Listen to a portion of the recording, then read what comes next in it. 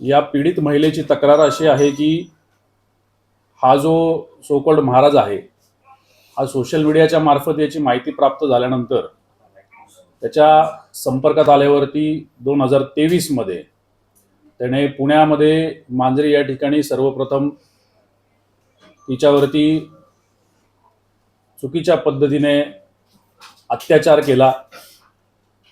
तदनंतर मानसिकदृष्ट्या तिला वेगवेगळ्या पद्धतीने ब्लॅकमेल करून टॉर्चर करून तिच्या तो संपर्कात राहिला। वेगवेगळी आश्वासनं दिली गेली, वेगवेगळ्या पद्धतीच्या गोष्टी सांगण्यात आल्या आणि त्यानंतर पुन्हा एकदा वसई या ठिकाणी 2025 मध्ये पुन्हा याच सगळ्या बाबींचा गैरफायदा घेत तिच्यावरती अत्याचार करण्यात आला। या सगळ्या प्रकरणाबाबत ज्यावेळी खरोखर जाणीव झाली की अशा प्रकारच्या गोष्टी घडलेल्या आहेत, त्यावेळी ही पीडित महिला ही वसईमधील पोलीस स्टेशन येथे पोहोचली आणि तिने या सगळ्या घटनेबाबत त्या ठिकाणी तक्रार नोंदवली।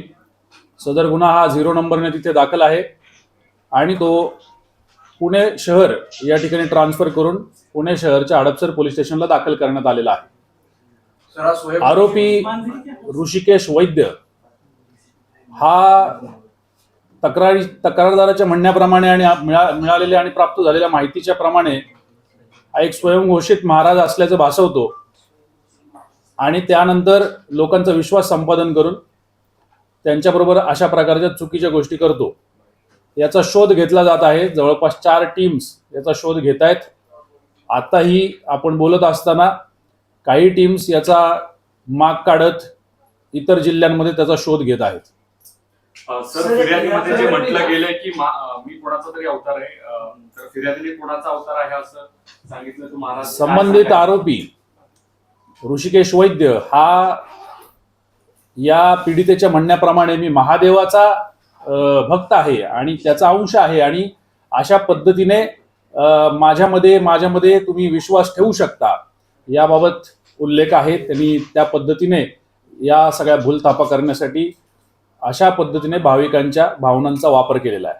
सर, हे दोघं जुने मित्र मैत्रिणी होते असं काही त्याला हे आहे किंवा यांचा कॉन्टॅक्ट नेमका कसा झाला याबाबत अधिक तपास चालू आहे, त्याच्यामुळे तपासाअंती याबाबत बोलणं योग्य राहील।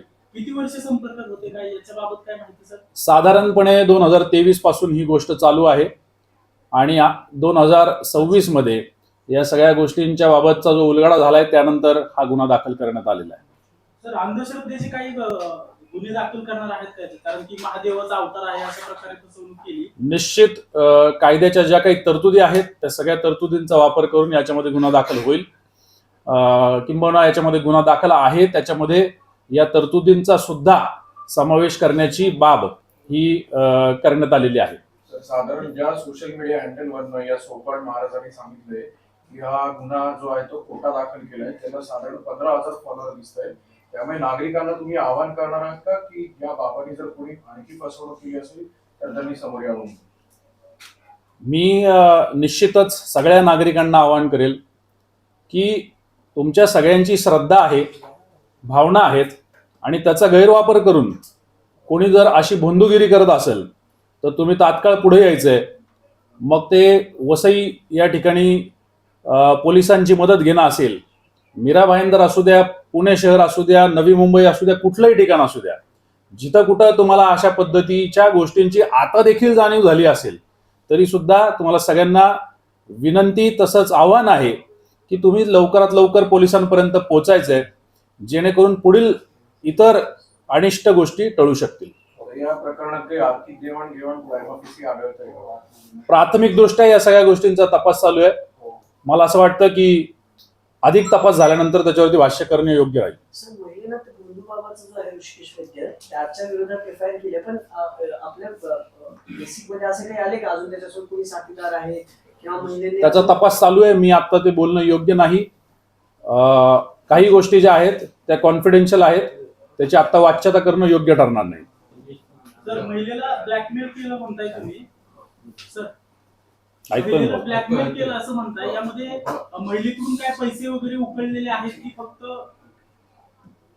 एखाद्या व्यक्तीला ब्लॅकमेल करणं म्हणजे फक्त पैसेच उकळणं असं नसतं, तरी देखील आपल्या सगळ्यांच्या माहितीसाठी याच्यामध्ये इतर काय काय बाबी झालेल्या आहेत याच्याबाबत अधिक तपास चालू आहे आणि त्या तपासाअंती आपल्याला त्याची उत्तरं प्राप्त होतील. नितीन हिंदी